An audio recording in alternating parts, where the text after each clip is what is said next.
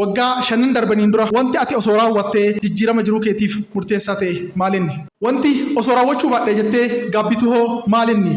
waggaa shanii har'ahoo jiruun kan kee akkam akka ta'u barbaadda? Maal karoorfattee harkaa qabda? Ammas akkuma waggoota shanan darbanii waan hojjechuu hin barbaanne hojjetaa gadduu barbaaddamoo waan hojjechuu barbaaddu hojjetaa itti gammaduu feeta? Jiruu kan kee gara fuulduraa kan gaddaa gochuudhaafis ta'ee kan gammachuu gochuudhaaf itti gaafatamaan si'i mataa keeti. Kufaatii fi milkaa'ina asiin dura darbeefis namni itti sii gaafatamu tokkollee hin jiru. Eyyan hunduu harkaan kan kee jira.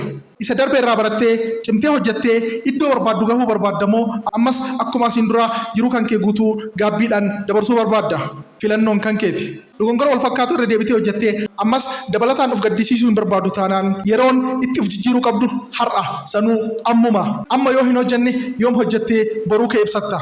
Amma yoo hin hojjenne yoom hojjettee hir'uu kee guuttatta? Amma yoo hin hojjenne yoom hojjettee qabeenya horatta? Amma yoo hin hojjenne yoom guddattee of mul'ifta?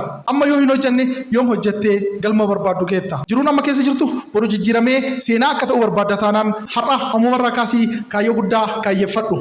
Tokko gochoota gara galma barbaadduutti si geessisanii adda baasii karoorsii hojjedhu. Gufuu fi kufaatii karaa kee irratti si qunnamuu danda'aniif harka osoo hin kennin hanga dhumaatti cichitee hojjennaan wanti galma barbaaddu gahuu si dhorgu tokkollee hin jiru, hin jiraatus. Hedduu galatoomaa, fayyaa ta'a.